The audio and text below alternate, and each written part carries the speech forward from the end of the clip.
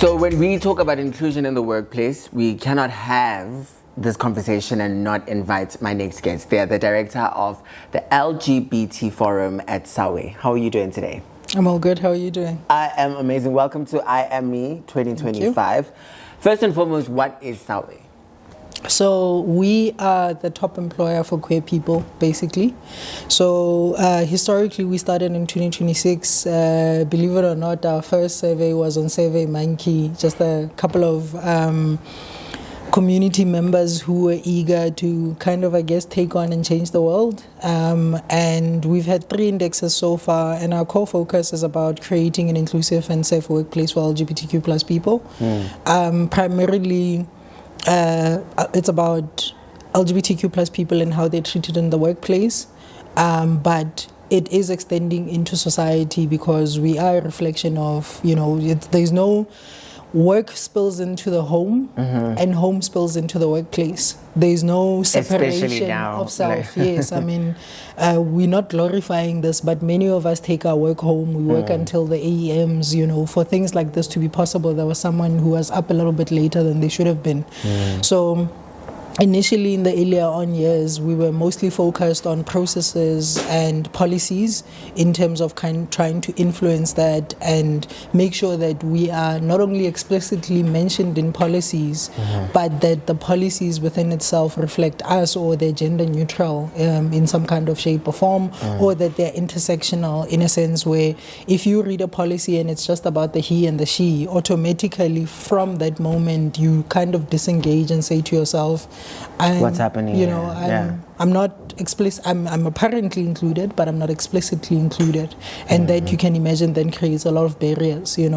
So from our first index, we had about just around 30 participants, spreading across different industries, and we've done a lot of work across corporate South Africa in terms of just kind of leaning in and becoming part of the change and holding corporate South Africa's hand in the journey, as opposed to kind of standing outside and marking them, for a wrong or right type of perspective. Now let's start with you, Kally. How did you actually get involved in the kind of, I don't know if I should call it employment or management of the LGBT plus people within workplaces? How did your journey even begin? I think, because I also think the work that you do is incredibly important, especially in the sense of just highlighting and making people who are differently abled and people who are queer and just people who don't fit what is kind of published as normal in society. So I think the work found me, to be honest. By virtue of who I am, I think we've long accepted that in order for us to see the change that we want to happen, we need to be part of the process. We need to co-create with organizations and stuff. So for me, I've always been an activist. I've always embraced any opportunity that gives me a chance to kind of showcase who we are beyond the colors, beyond the assumptions, beyond the myths. A bit to our offline conversation about how who we are is perceived and stuff like that, and not necessarily to change the notion, but to be clear that we are here and we are more than just the letters that you know about us. That's one piece of our identity. And believe it or not, by profession, I'm actually a cybersecurity specialist. I've done that for over a decade, and while I was doing that, I was doing this work on the side. And then one day an opportunity came up where I saw the role that I have now in my day-to-day being advertised, and I applied and I went through the process and I became successful. And it then kind of showed me that, not even the sky is the limit. And then I think over and above, even when we were in the Lokotla, one of the speakers spoke about how once you accept yourself and you drop the shame, you'd be amazed how many things just kind of fall into place because now you're living your truth. So I've always been doing advocacy, but I think how I did advocacy when I wasn't out and proud and authentic was very different from the space in which that I do it now, where you know, I am me, and I am as much as myself as anybody else is.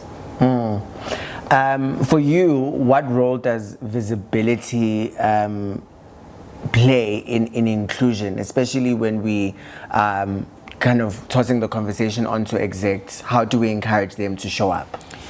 So it plays a huge role, because I mean, this is where the gap is between us having beautifully written policies and processes and systems that are capable, but then also still struggling with translating the policies into the systems. You know, simple things like having a company that says we are an equal opportunity employer, but still hasn't enabled pronouns on Microsoft Teams, for example, which is something that's just there. Microsoft did it and enabled it for anybody who's got a Microsoft license, but somehow that's still something that is a bit of a challenge. Yeah, I think that's the thing for me there. And then finally, as we wrap it up, you do so many incredible things, and relating to our conversation of outside of that, I just mentioned one thing that you do. What other roles that you do? Because also in this conversation, I didn't know that you also dabbled in cyber security. So for me, I drive my career with a simple principle. I don't care what you call me. Technically what my job description says at a detail. I just want to be in a position where I'm able to architect inclusion. One of the things I care greatly about is about accessibility as well. Not just accessibility from a PWD perspective, but a reflection for us on what accessibility means for us beyond PWD and how it enables all of us. So for example, if you think about neurodiversity, neurodiversity is part of disability, but it is also something that is so big and so critical that it stands alone. And even if you have a neurotypical mind, which is what we call someone who thinks traditionally or fits within the traditional frame, you could still benefit from accessibility features that come with different tools, because 100%. It's about how they make your life easy.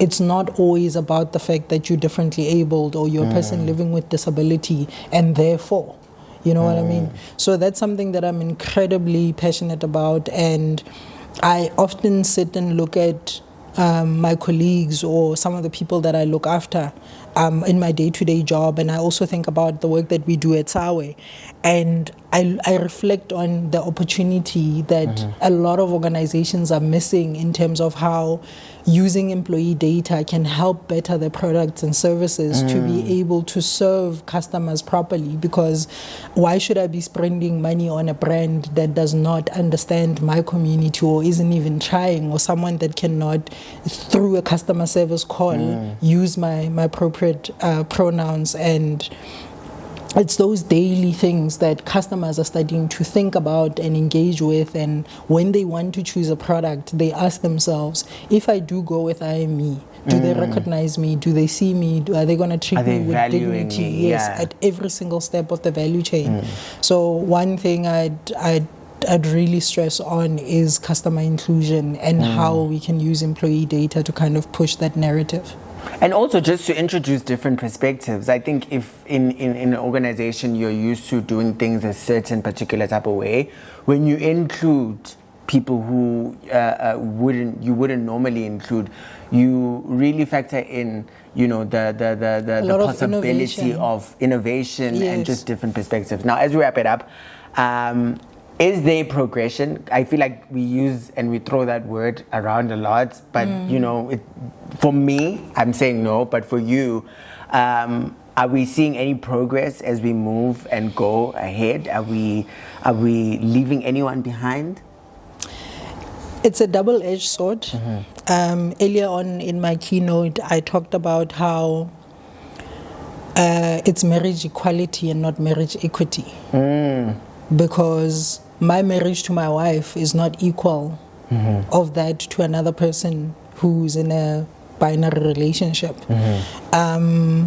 We talked about healthcare. We reflected about how LGBTQ plus people can spend more than 3 hours at an emergency waiting to get care because there's not enough research and resources that are going into LGBTQ plus healthcare and wellness. We also talk about crisis management. You'll reflect, for example, during COVID, we knew what to do for a lot of the agendas. 100%. But there was this one agenda nobody was offering. People had to go begging.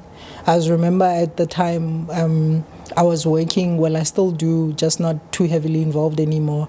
I was working with the Be True to Me team. I'm part of the directors there as well.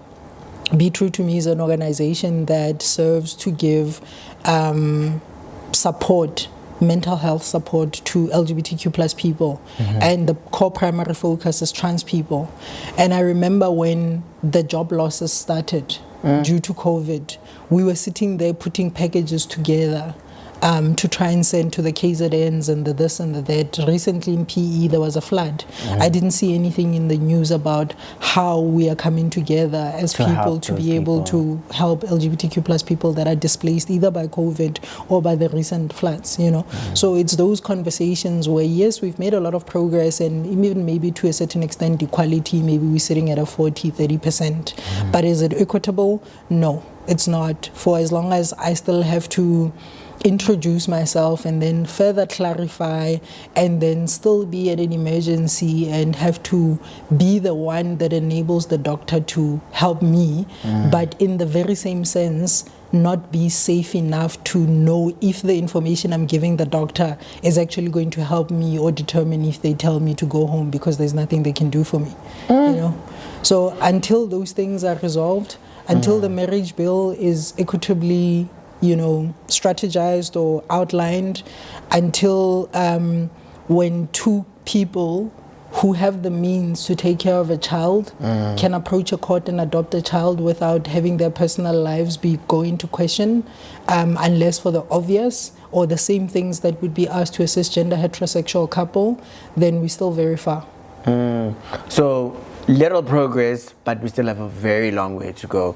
Now, as we wrap it up, I am me because. I am me because I am as much myself as you are who you are. And that's how we're going to wrap it up.